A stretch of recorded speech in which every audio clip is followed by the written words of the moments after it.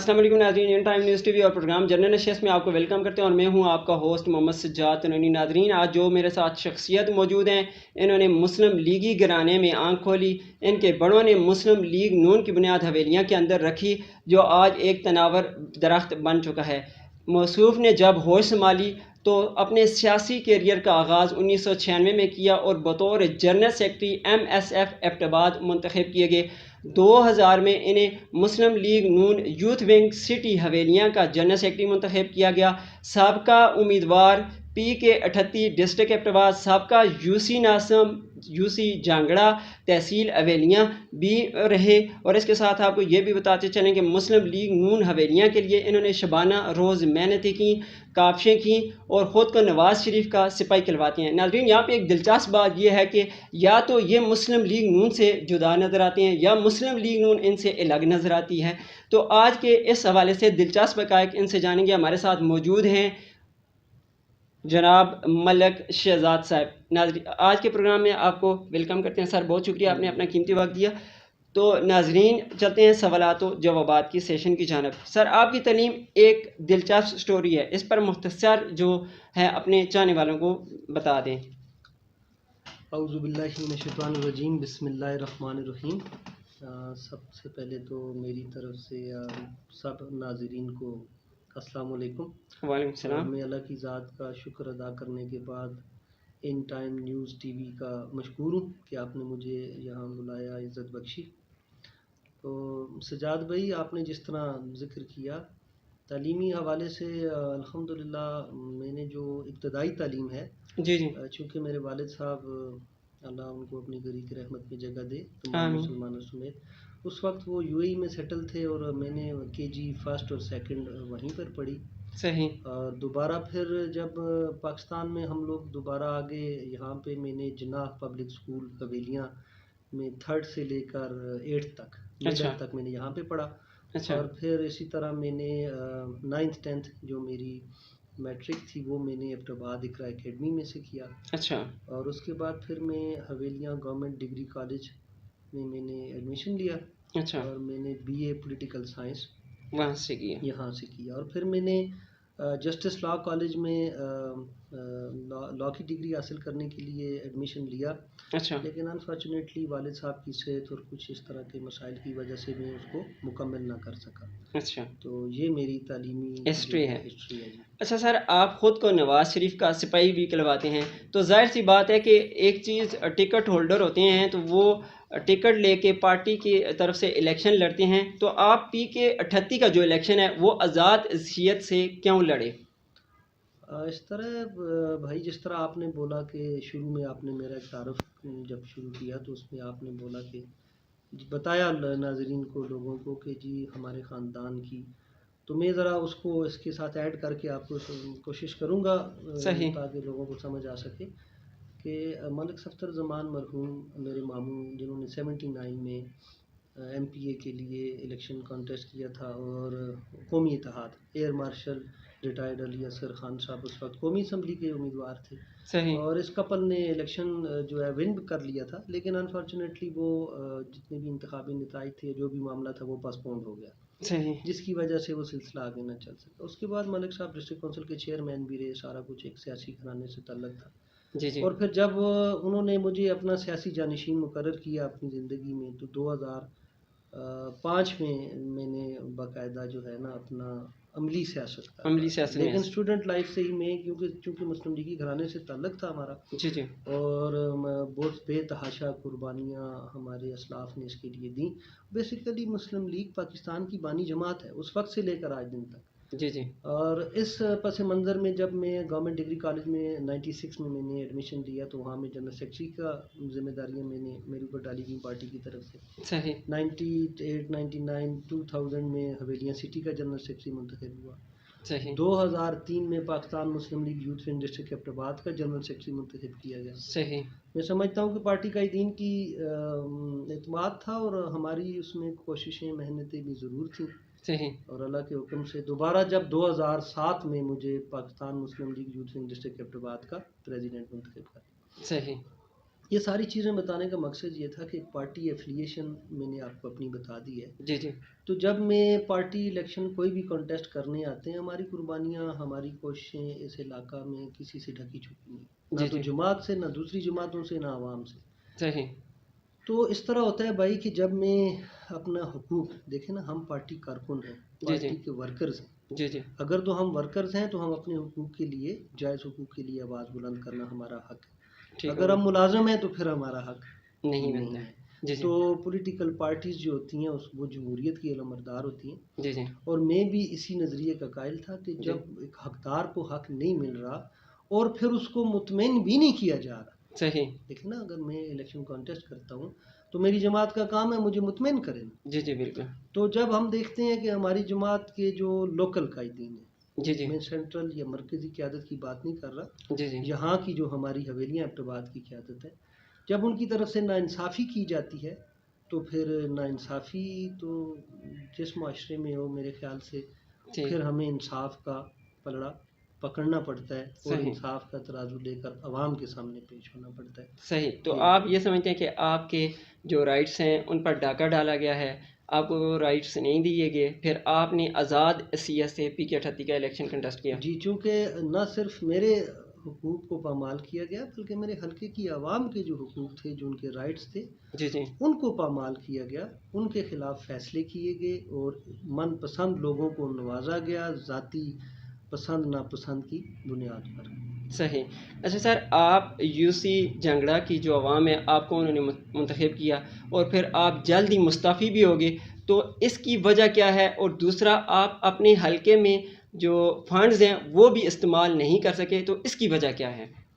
जी सजाद भाई, इस तरह के मैं मशकूर हूँ अल्लाह की ज़ात का और फिर मेरे हलके की आवाम का, जितना भी शुक्रिया अदा करूँ यूसी झंगड़ा के लोगों का, जी जी कि उन्होंने मुझ पर भरपूर एतमाद किया।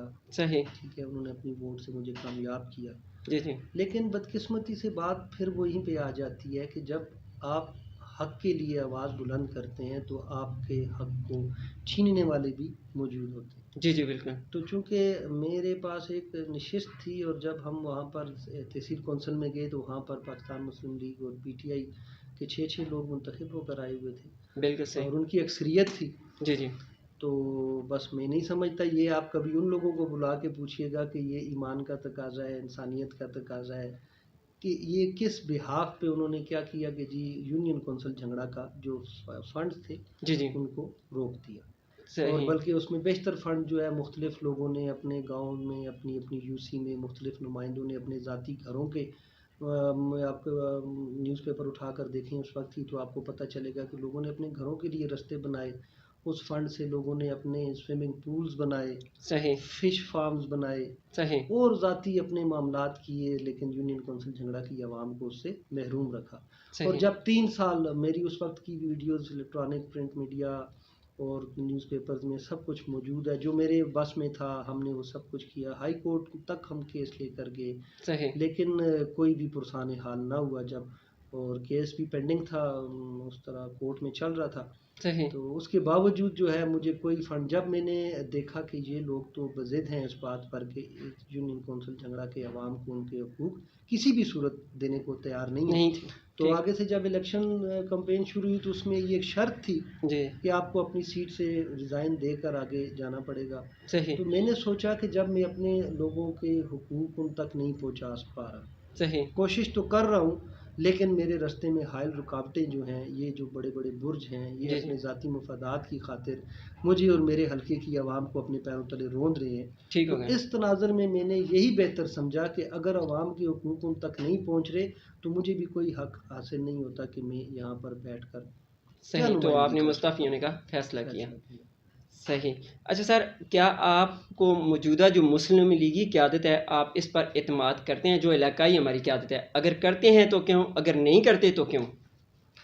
देखिए जी, हमारी जो लोकल मुस्लिम लीग की क़यादत है, मैं किसी के बारे, मेरी आदत है, मैंने कभी किसी की बैक बैटिंग नहीं की। जी जी कभी एक लफ्ज़ आप इलेक्ट्रॉनिक मीडिया पे, प्रिंट मीडिया पे किसी शख्सियत के ख़िलाफ़ मैं कभी बात नहीं करता हूँ। मेरा सही लेवल ही नहीं है कि मैं किसी के बारे में ये बात करूँ कि फ़लाँ अच्छा है या फ़लाँ बुरा है।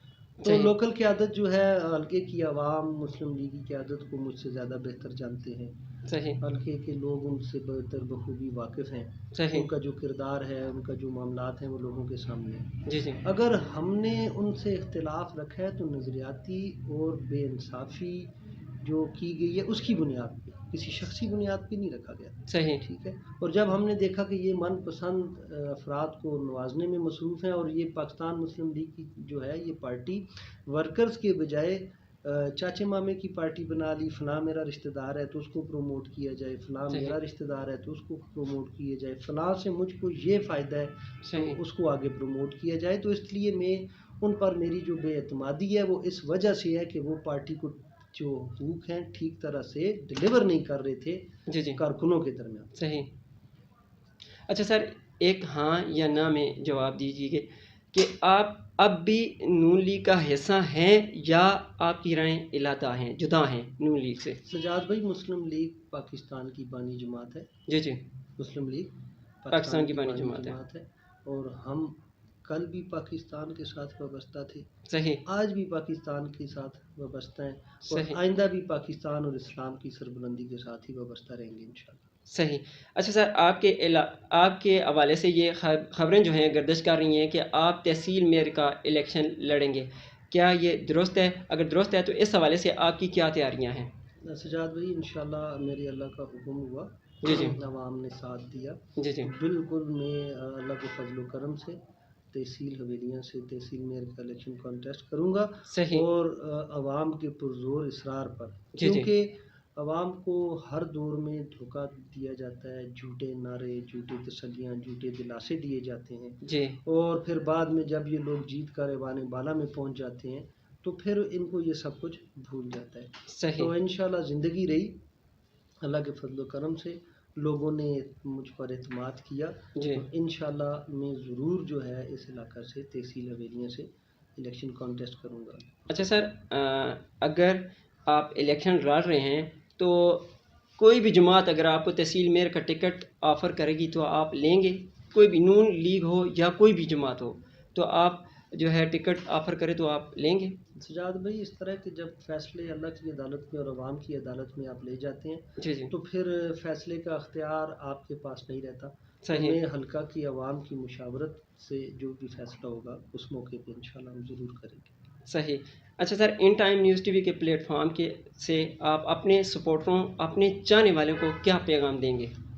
कि मैं हमेशा मेरा ईमान है इस बात पे कि वह तो इज़्ज़ु मन तशा व वह तो तुज़िल्लु ज़िल्लु मन मन तशा, तशा। इज़्ज़त ज़िल्लत मेरे रब के पास है। जी जी और हमने नेक नीति पर, ये मेरा पैगाम है हल्के की अवाम के लिए, बिलखुसूस नौजवानों के लिए, जी जी कि ज़िंदगी 4 रोज़ा है।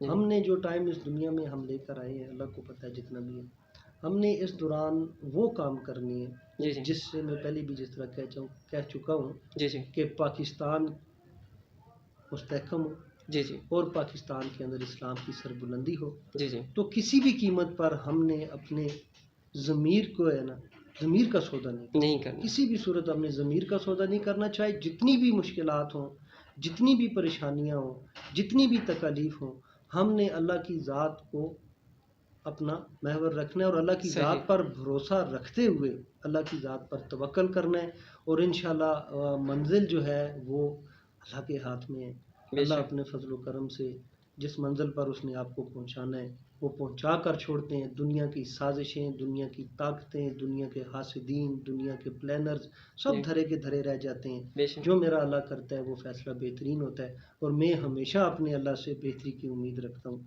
यही मेरा ईमान है जी, और सर यही मेरा पैगाम है। सर बहुत शुक्रिया, आज के प्रोग्राम का वक्त अपने अख्ताम को पहुँचा। नाजरीन, अगर आज का ये प्रोग्राम आपको अच्छा लगा तो अपना फ़ीडबैक ज़रूर दीजिएगा। आज के प्रोग्राम से इजाज़त चाहते हैं अपने मेज़बान मोहम्मद सज्जाद तनोली के साथ, आज के मेहमान मलिक शहजाद साहब के साथ इजाज़त चाहते हैं। अल्लाह नेगहबान।